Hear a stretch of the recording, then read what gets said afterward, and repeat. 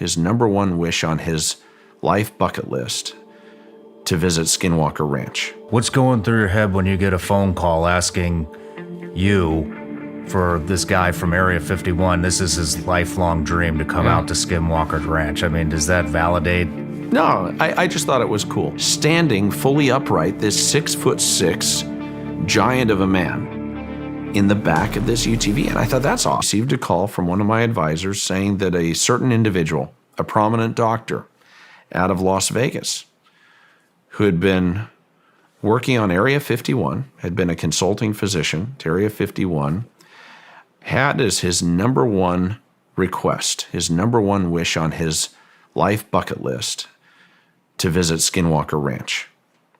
Wow. And this advisor of mine asked if I would be willing to host him. And I said, yeah, of course.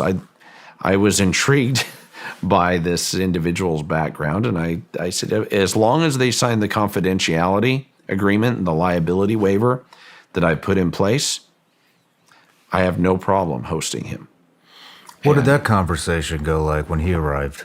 Well, so they arrive in Salt Lake City, signed the confidentiality agreement. I of course, informed them that I did not want my identity as the owner in the public domain. I didn't want that disclosed, and I appreciated them keeping that private. I also told them that there had been reports, of course, for 20-plus years that there's strange activity on the property, and that even though I hadn't witnessed anything, I mean, sorry, I'm getting a little ahead of myself here, but as a skeptic of the entire operation that's been going on there, even after seeing the photo images, where you were still a skeptic, correct? And now you have a guy who had a major part in Area 51. Right. Which, I mean, what's going through your head when you get a phone call asking you for this guy from Area 51, this is his lifelong dream to come out to Skinwalker Ranch? I mean, does that validate? No, I just thought it was cool. I thought it was interesting. I was happy to host them. And so when they signed the confidentiality agreement and flew into Salt Lake City and met with me, an hour before making the journey and flying out to the ranch, I told them, I said, you understand, I've owned the ranch for 6 months and I haven't yet to experience anything unusual.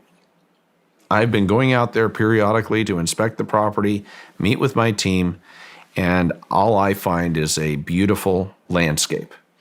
So if you're expecting that you're going to come out today and see something unusual, just bear in mind, I own the property, and I have yet to witness anything personally with my own eyes or even feel anything that would be even slightly unusual out on the property. So I look forward to hosting you today.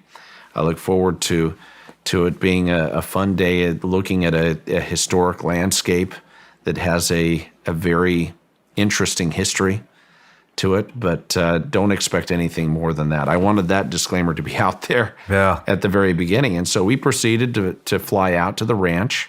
We were accompanied by my physicist, who is Eric Bard, who continues to this day as our principal investigator. Eric was also a skeptic. Eric was the physicist brought in to debunk and disprove the claims of the gravitational physics effort that I had funded at our private hangar facility. So I thought, who better to bring scientific rigor and discipline and a critical eye and critical thinking skills to the ranch than Eric Bard. He'd already disproved these core claims that we'd spent millions of dollars investigating, and was a very, very skeptical person. I mean, you could flat out call him that he's a non-believer. And so Eric Bard, the physicist, accompanied us that day, as well as ranch manager Jim Morse. And upon arrival, everyone wanted to hike up the mesa. Everyone wanted to get up on top of the mesa and look out over this incredibly beautiful property. And I was like, okay, fine, knock yourselves out. I was wearing Armani slacks and black dress shoes, and I didn't want to get dirty, and I was trying to somehow get a line out at the time to check my voicemail. And so they proceeded to hike up to the top of the mesa. And within minutes, I hear Eric Bard, the physicist, start shouting down, Brandon, get up here. I look up and I yell. I said, really? You really want me to hike up? You want me to run up the face of the mesa to join you? He says, yes, get up here right now. He's pointing to his iPhone. So I shrug, go booking it up the face of the mesa in my dress shoes and my slacks. And as I arrive out of breath at the top of the mesa, he's sitting there looking at his phone and motions for me to watch his iPhone. We sit there in silence for minutes. Nothing's happening. I see nothing unusual. I'm like, what are you talking about? And Eric says, well, you should have seen it. My phone was malfunctioning in the most strange ways. It was turning all sorts of magenta purple color. And I've never seen this. It was very, very unusual. And I just shrugged. I said, well, it's not doing it now. And about that time, the others that were up there on the mesa said that they were feeling a little bit woozy, feeling a little uneasy. They weren't, and wanted to hike back down and proceed with the tour of the ranch. And so we all went down and proceeded to drive out to Homestead 2, which is the cluster of old structures that seems to be a center of gravity for strange phenomena on the property. And as we pull up to Homestead 2, and we're all kind of congregating out in front of those old structures, it was interesting. A few people said, well, do you feel the ground shifting? And even Eric Bard said, yeah, I feel, you guys feeling this sensation that I'm feeling, kind of vertigo? And I was kind of across the courtyard from them, and I just smiled and said, no, I don't feel anything. And then all of a sudden, Eric says, my phone's doing it again. My phone's malfunctioning again. Well, I learned from earlier that I need to move fast if I'm going to see whatever is happening. And so I dart over to his side, and sure enough, his whole phone had turned purple, had turned this magenta purplish color, and was flashing and acting all erratically. And everyone was talking about how they were feeling uneasy. Well, thank goodness he had the presence of mind to screen capture the malfunctioning phone. I'll share that with you right now. Thank you. And you can see it. In fact, he was taking photos of me right before, standing in the entry to Homestead 2 in front of the doorway, just before they started feeling uneasy, and then ultimately the smartphone malfunction started occurring. It was strange. My brother Cameron, who is a very skilled aviator, has multiple degrees in aviation science and management, and my little brother Matthew, who runs operations, who were there, said that they weren't comfortable staying. They said, we want to leave. We'll go to the airport. Call us later on today when you're available, but we're feeling uneasy, which I thought was the silliest thing. I'm like, come on, really? How many people from Area 51? It was, so there was the surgeon, the doctor, and then he was accompanied by two security professionals. One was former president of the California Hells Angels, and another one was a contractor. And then he had his son, who was a grown adult. I don't know how old he was, but his son also accompanied. So it was a group of four of them that joined. At the time, my brothers, Eric Bard, who was my consulting physicist, and Jim Morse, ranch manager. And they're all witnessing this. So what was the conversation like? They signed the paperwork, they signed the non-disclosure, the waiver. What are they hoping to see? Well, I asked them, I said, geez, after telling them, I've never seen a UFO. I've owned the ranch for 6 months, and all I've seen is a strikingly beautiful landscape. And I'm skeptical. I've never seen anything like that I can report. And I proceeded to ask them, I said, we're sitting there preparing to leave for Skinwalker Ranch. I said, do you guys really believe in this UFO crap? And the two security guys, the two security professionals that were accompanying the doctor said no. They shook their heads, no, we don't believe it.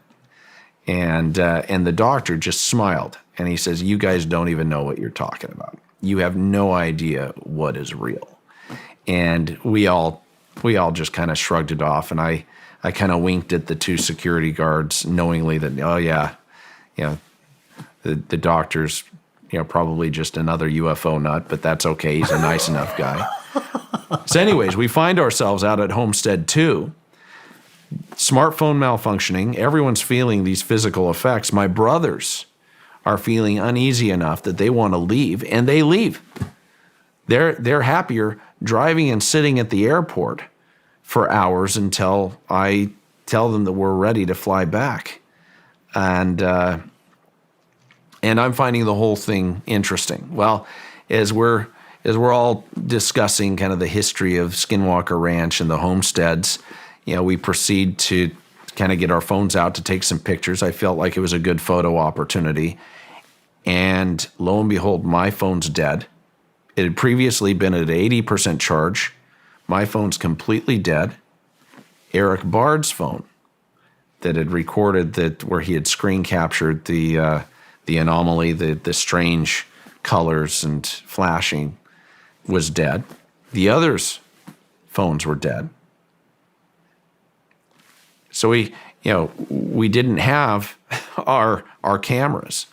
So I thought, darn, well, we better go take them back to the ranch house and plug them in and let them charge up, but we don't want to disrupt our day because of it. It was very frustrating. And so we took the phones back, put them in chargers, and then we proceeded to return back out to the old homesteads. This time we drove all the way back out to Homestead 3, which is beyond Homestead 2, and it's a single structure. It's pretty haunting looking. And we pull up around the backside of the structure. This is October 14th of 2016. And we all pile out and we all walk around the other side. And again, we're looking at the landscape and everyone's visiting and having a good experience. I mean, my brothers have left and returned to the airport, awaiting a call, hours later. And we're just visiting. And after about 10 minutes, I asked, well, where's George, the big guy, the security, the 6'6" security professional that was there wasn't present, and for some reason we kind of lost track of him. And everyone said, well, when we all piled out of the open air Polaris, UTV, the Ranger, no one really paid attention. I said, well, let me go try to find him. So I proceed to walk around to the back of the Homestead 3, to find George. And right as I'm coming around the corner in this grass area where we'd parked it, and the vehicle being off in the distance, it was as if something cupped my ears. It was all of my hearing was impacted. It was as if I walked into a soundproof room. Have you ever been into an anechoic chamber or a soundproof room? I have. And that sensation, the only thing you can do to simulate it right now is by cupping your ears. It's like a frequency change. Yeah, all of the ambient noise disappears. And I thought it was the strangest thing. It was the strangest sensation. And then I see off in the distance, standing fully upright, this 6'6" giant of a man in the back of this UTV. And I thought, that's odd. So I yell his name, George. And I can hear kind of muffled. It's almost like yelling underwater. I thought that was strange. And I proceed to walk to get closer, and he's not responding. And as I